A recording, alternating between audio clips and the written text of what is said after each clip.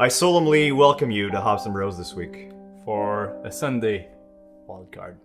We're here to talk about a very important subject. Something that broke everyone's heart in the last weeks.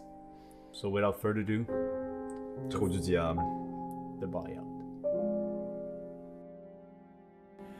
For an open window on the craft beer world, Max and Chris from Hops and Bros. Hops and Bros. Welcome to Hops and Bros.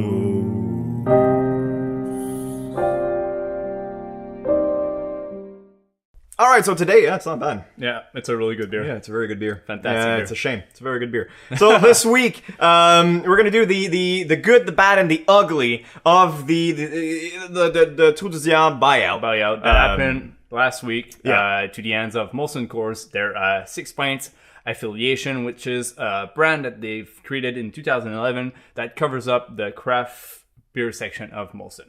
Exactly. So, I mean, we've talked about other buyouts in the past. This one, I think, is the first one that we witnessed live and have a chance to talk about. And also, it's one of the only ones that we had reviewed the beer beforehand. So without really going into details of why we're going to do this, this is most likely the last time we're going to talk about Trou du Diable, at least on the show. Mainly because, should we do another clap or? No, it's fine. It's fine. Yeah, you'll be able to. I'll be able to sync everything up. To, you know. This is crazy. It's fucking hilarious.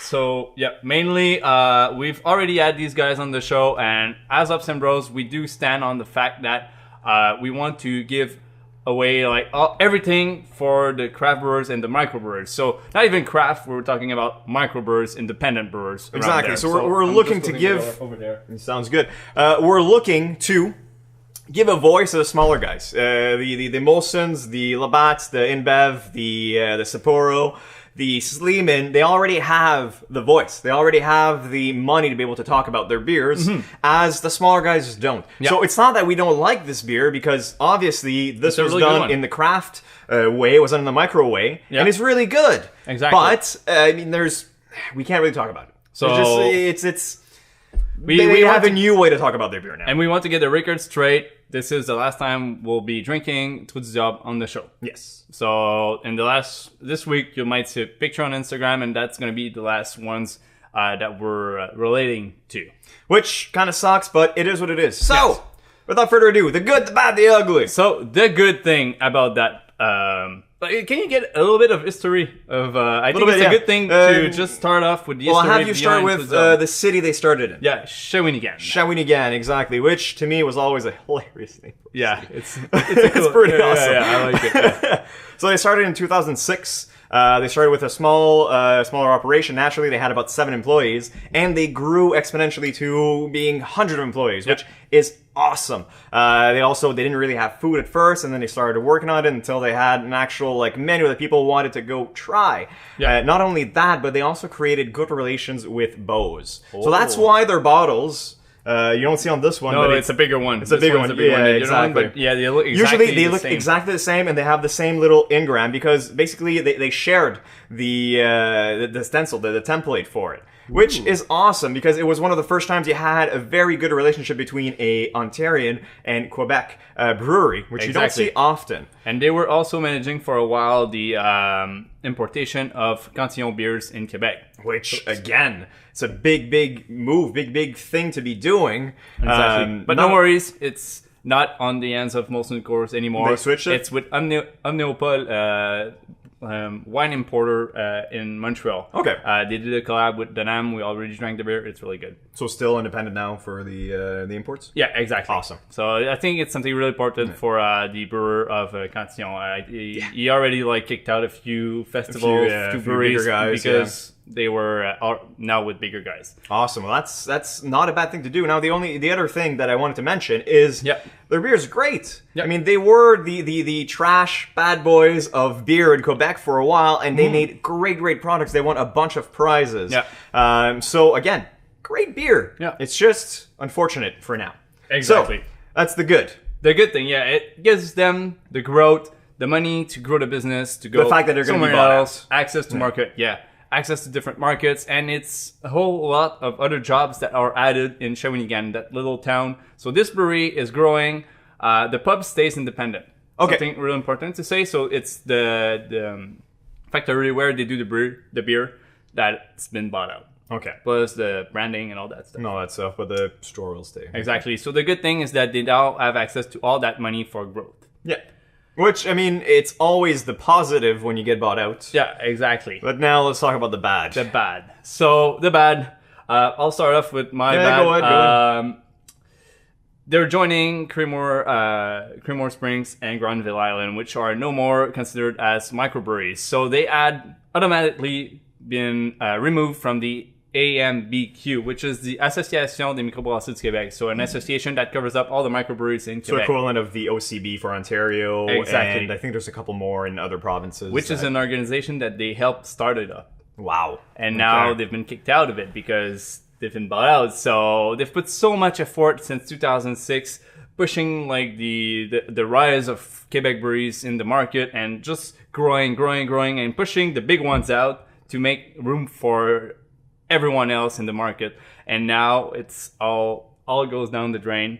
I don't know. It's the way I feel about that. It's a fantastic organization, and I love what Trou du Diable did to the Quebec brewery scene, and even across Canada. So, Which is congrats for that. Exactly. Congratulations for that. And also, it's one of the reasons why it hit home. Why it was so devastating at first. Yeah. Now another bad would be the pay to play. Pay to play. Yeah, and also the good that you said earlier is kind of a bad because it does go hand in hand with pay to play. Exactly. Yeah. Pay to play. So yes, there's a bunch of breweries out there, whether they're micro, they're big ones, or dependent, that already does pay to play. But like Molson-Coors and AB InBev are the biggest pay to play guys. Yeah. So they pay for the whole draft lines. They do kegbacks. Kickbacks is horrible. Horrible for microbreweries because no one can compete with kickbacks. No one. Anyways, no that one. was a little. It's my little my mention little here thing and because when you go to a restaurant and you want to sell your beer over there, most of the restaurants will say, "But I already have 3 craft beers on tap," which is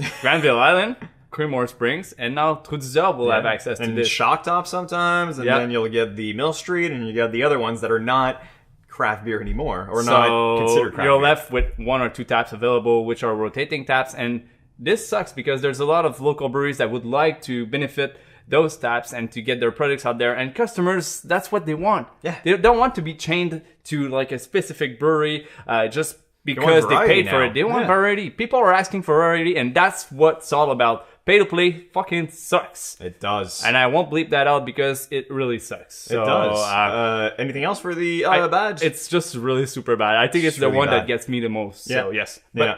now the ugly. Now the ugly was actually the craft beer community, the way they saw this situation, which was bad. Yeah. But the whole situation very, very ugly. And I guess when you do buy out one of the biggest independent breweries of Quebec, you're gonna get some blowback. Yeah. And oh boy, did they get blowback. That day when they announced it, man. my Facebook, only that. Every single Facebook, post that I Instagram. would see Instagram was all Twitter. about this. the Twitterverse was controversed by all this. Ooh, that's cool. Just the dirty comments, the bad jokes, and it's still going. And it's still going to go for a while. It's still going to go for a while, and it's ugly. It's bad. I feel bad for the Trou du Diable guys. They've worked hard for this business, and now people are literally taking their name out and scraping their faces on the driveway. Yeah.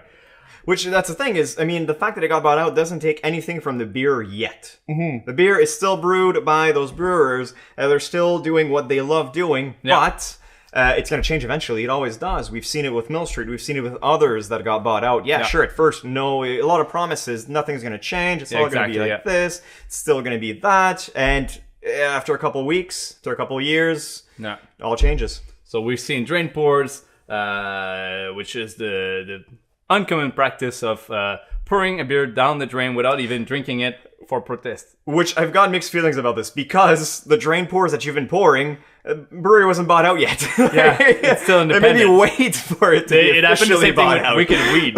Like a lot of people drain poured Wicked Weeds But a lot of people bought a lot of Wicked Wheat because they're like, it's the last one, last independent ones that they have. And I've seen a little bit of the, I forgot the name. Oh yeah, boycotts. So a lot of people are just, I'm not buying any Trou du Diable anymore. So that's why I had my sunglasses at the beginning of this kit, because I had to go to the beer store, buy shamefully buy a Trou du Diable. So I took the bottle and I was like, okay, I go to the cashier. I'm like, can you put it in a plastic bag or like a paper brown bag? A brown paper bag. I don't want anyone to see this. And I bought 3 other like independents, so I don't feel that bad. Yeah, exactly. So, but I'm still really glad to drink L'Ours finally. It's my first time drinking, second time drinking L'Ours. It's my first time drinking the big fancy bottle. It's a fantastic little assemblage beer. Which that's the other thing that kind of sucks is that we love talking about beer on the show. Yeah. And now it's just one more brewery that we can't. That we had plans. We had plans of talking about more of this brewery. Exactly. We love what they do. So man, it hit home. It really did hit home. My heart. It's broken. It's a little broken. Officially broken since last week. So let us know in the comments below what you think of the whole situation. We're always curious to know. I know there's been a lot of comments, a lot of discussions elsewhere, but we want to know in the comments what you guys really think. Exactly. And if you think that we're kind of on the right track with our opinion on this, or if you're going to keep on talking about them, keep on drinking them, and why. Yeah, let us know. And also, you won't see any Trou du Diable. This is the only bottle you see on the set back here, except the Queen envelope over there. So if you've been following us for a while on Ops and Bros, very wild. You know the story behind this letter, and this was the first time we reviewed Trou du Diable. So we're keeping it as a souvenir and like a homage of what it used to be, and this just because it's the last one we drank. So the beginning, the end, and there you go. So this is the end of the video, the end of a Sega for Trou du Diable. And good luck in your future endeavors, and we'll see what happens. And hopefully we won't see many more great breweries get bought out by the big boys. Hopefully. So if cheers, you Chris. enjoy this little Sunday wildcard, please subscribe, leave a like, and we see you guys in the next video. We will. Of course.